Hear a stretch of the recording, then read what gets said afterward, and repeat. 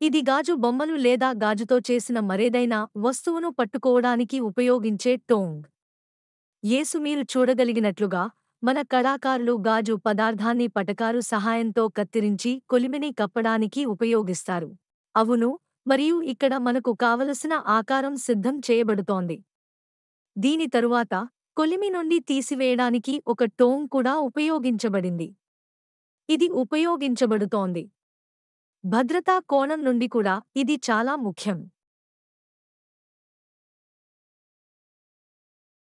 ఇది ట్వీజర్. ఇది వేడి గాజును రక్షించడానికి లేదా ఆకృతి చేయడానికి ఉపయోగించబడుతుంది. ఇది గాజు మీద మేజిక్ పేస్ట్ ఇస్తుంది.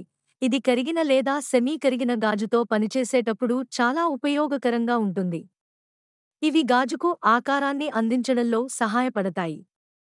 గ్లాస్ గోబ్ను వేడి చేసి, ఒక టోంగ్ని ఉపయోగించి ఆకారాన్ని ఇస్తారు మరియు ఆ తర్వాత మీరు దానిని ఇతర సాధనాల సహాయంతో డిజైన్ చేయవచ్చు.